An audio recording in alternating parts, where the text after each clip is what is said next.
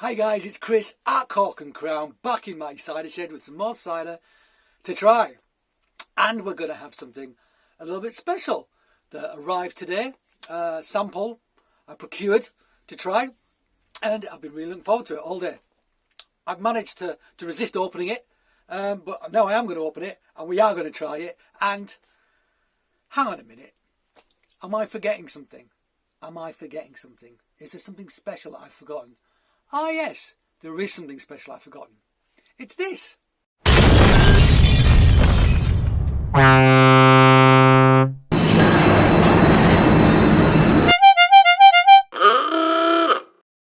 That's right, 300 episodes, published episodes. I've got some that I haven't published. I've actually done more than 300, just haven't published them all. So I walked out into my garden during early lockdown and thought, what am I going to do? Thought, I know, I'll make a film. I didn't realise it was going to turn into this monster that I've seemed to have created for myself, where I'm obliged to come down to this shed and drink cider. Nightmare. So yeah, 300 episodes, which I've enjoyed doing. I hope you've enjoyed watching them, the people who have watched them. And it's a commitment on my part. It cost me a lot of money. 300 episodes, and say, I don't know. I don't sell cheap cider. Say £3 or £4 a bottle. What's that? 1,200 quid. 1,200 quid I've spent doing these films. But I've had a great time doing it. I'm going to carry on doing it for as long as I enjoy doing it. So, what is the special cider we've got today? Well, it arrived today from West Dorset, from a producer we have tried before, and they are Temple Cider. This is their Michelin 2020 Keeved Naturally Sparkling Cider, 5.2%. How cool is this? What does it say on the side here? 100% hand-picked, unspread Michelin apples fermented with wild yeast, keeved to create natural sweetness, pet nat, so bottled before the end of fermentation to create the bubbles, which is how they would do it traditionally in France. Unpasteurised, unfiltered, no added sulphite, sugar or sweetener, vegan and gluten-free. The works. So there you go, Temple. There's their little symbol there that says Temple on it. Yeah, I seem to remember quite a few of their things. The Kings in Black I seem to remember enjoying very much. Can't remember which number that film was. I'll put it on here so you can watch it again if you're interested, or watch it for the first time if you haven't seen it before. So yeah, Keeved cider, one of my favourite things. A little bit of sweetness, one of my favourite things. Yeah. What else is one of my favourite things? Chris, what's another one of your favourite things? That's an excellent question. I'll tell you what it is. What is it then? Cheese. I really like cheese. So why do I have a bit of cheese with the cider? Made from Michelin. So that's traditionally a Normandy varietal that was brought over to Herefordshire in like the 19th century. And it's like, it was one of the most widely planted apple varietals. Some medium bittersweet, not too tannic. Used a lot for blending, but seen quite a few single varietals now. And I actually like it as a single varietal quite a lot. So I'm really looking forward to this. So traditionally a French apple, still used in Normandy, I believe, treated in a French way, but in West Dorset by Temple Cider. Really looking forward to it. So what cheese have we got? Well, it's from this company here, Mons Cheesemongers. What is it? Well, it's not French and it's not English. We're going all over the shop. It is Swiss, and it's the Gruyère de Jura. Actually, Gruyère Suisse AOP is what I'm supposed to call it. But this is actually from the Jura, one of the smaller Gruyère production regions. In fact, the smallest I think there's 6 regions you can make it. Jura is the smallest. This is the Mons stuff that they go over there and select in the fort where it's matured, in the Swiss mountains, and I love it. And traditionally with a Keeved cider, you have something like Camembert from Normandy. But I think something like this, which is quite rich, sweet, intense, it's got salty, umami character, beefy, I think with the sweetness of the apple, I think this will work. So I'm really looking forward to trying these. Mouth watering. Let's open this goddamn cider and try it. Pop. So there you go. Some nice natural bubbles there from the Petit Naturel, the Pet Nat method. Got me big glass because we love the big glass. Get yourself some of these big glasses. You can get some. They're about £1.50 from a very large Swedish retail outlet. I'll say no more than that. You might be able to guess where it's from. Alright, I think I can smell this already. But let's look at the colour first. Gorgeous colour. I mean, it's glowing. That's like, it's like marmalade. Like Seville orange marmalade glowing. It's like, yeah, it's almost like, it feels like it's glowing. It's fantastic. Beautiful sort of orange amber marmalade colour. Lovely fine bubbles on the top, which are persisting. Look at that. Almost got Belgian lace on the side of the glass there, which is gorgeous as well. Let's smell it. I mean, traditionally, the French would always blend really, I think. I mean, single varieties in Keeved ciders in France? No. No. But these guys are trying it. Let's see how they got on. Gorgeous nose. Yeah, gorgeous nose. Ta-ta-ta. That baked sort of burnt sugar you get in ta-ta-ta. With the pastry as well. And obviously that rich, ripe apple, sweet apple, baked apple in butter as well. So you've got the sugar, the butter, the apple, the pastry. You've got the works there. Really nice nose. Love it. Absolutely love it. Absolutely. I could smell this all day, but I'm not going to because I am in fact going to drink it. Really good. Excellent. I don't think I've had a Keeved cider from these guys before. I don't know how many Keeved ciders they've done. I mean, if this is one of their first attempts, bravo. I mean, so far, it might taste horrible. I'm guessing not.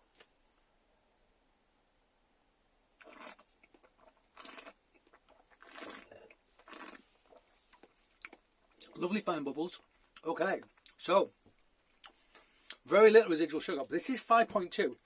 That's quite high for a Keeved cider.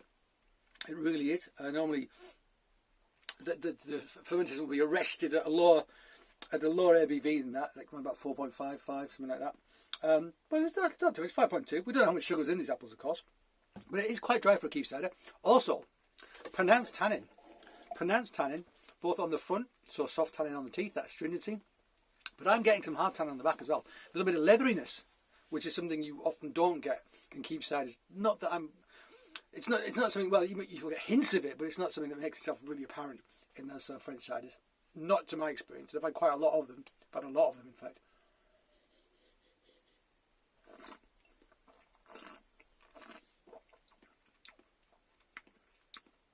It's good. It's really good. It's not as rich as the nose suggests. Because, yeah, it's got tannin. It's got structure. It's got leatheriness. It's got astringency. There is a nugget of that ta-ta-ta baked apple character in the middle. It's definitely there. But it's got this sort of like slightly bitter leatheriness on the outside, which actually, not loads of residual sugar. Low acid, which is what you'd expect. It's a bit sweet. It's not sharp. Good, actually. But actually, I think really suited to food, this, because of those tannins.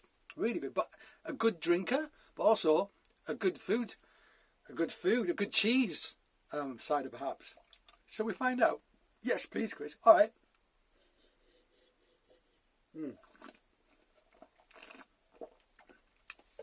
Nice cider. Oh, yeah.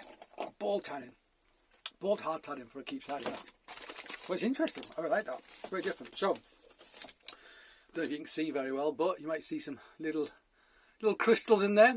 A bit of tyrosine, which is a protein. It's not salt. If that was salt, this is very salty. It's a non-soluble protein that forms around nucleation points over time. So at least a year usually before you're going to start seeing these crystals form. But it's also very much like a kind of umami, sweet, crunchy sort of experience, which is very, very pleasing, very desirable. There is no way of speeding that process up. It just happens over time.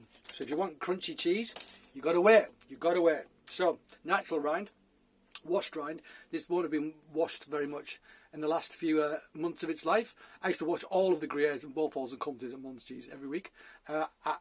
I didn't. I used to cycle to work, cycle home, and turn and wash all the big cheeses, the big boys. I didn't need to go to the gym. I have to say, it keeps you strong doing that, and that's why I ended up having to have shoulder surgery. Perhaps, nonetheless, quite pale in colour. But I don't know how old this is. I'm going to guess. Ooh, good point. Not sure how old it is. It's quite pale in colour, so they could be on winter feed or they could be out on pasture. But actually, I've seen cheeses made from winter feed that have been darker in colour because there's more protein in the dried sort of grasses than around the fresh grasses. So yeah.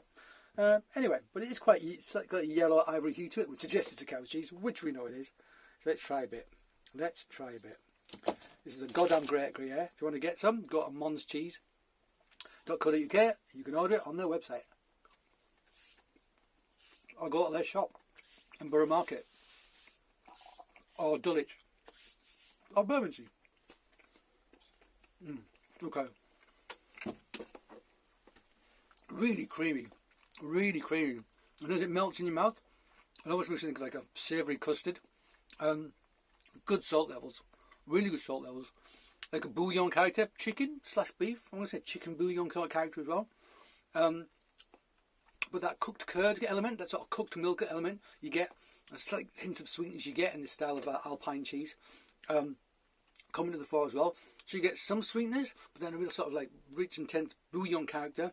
Great salt levels, nice creaminess on the part. It's almost like custardy rather than kind of buttery. I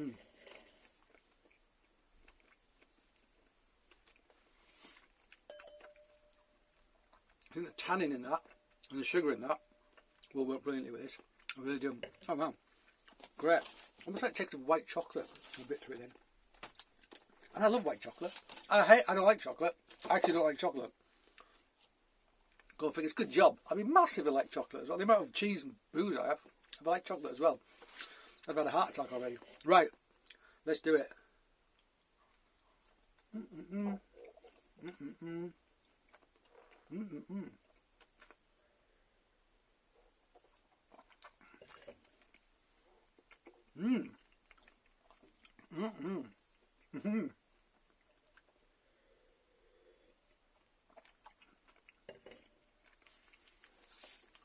It's good. The fattiness and the creaminess of that totally offsets the tannins in that, to the point where you don't really notice them. Something's working really well together. The fine bubbles in that also scrub the fat off your tongue brilliantly. I think you could do with a little bit more sweetness. I could do with a slightly sweeter Keeved cider with this, because this is pretty intensely umami salty, in a great way, in a delicious way, in a perfect way. It's not over salty at all. It's fantastic. But sugar and salt are great bedfellows. And I think this could do with a hint more sugar. Having said that, I'm very happy. What a lucky person am I, getting to eat one of the greatest cheeses in the world. Literally one of the greatest examples of this cheese in the world, Gruyere. With a fabulous, handmade, small batch, Keeved Michelin single varietal cider from England. Yeah, good stuff. Good stuff. This is why I do these. Because it's great fun. I get to do some great things. What a lucky man. So there you go. Gruyere, Swiss AOP from Mons Cheesemongers and Michelin 2020 from Temple Cider, Keeved Naturally Sparkling Medium Sweet Cider, 5.2%. What a great way to celebrate 300 episodes. And here is to 300 more. Really? 300 more? It might happen. It might happen. All right, guys. Thank you, as always, for joining me in my shed. I do hope you join me again. But until then, thank you and cheers.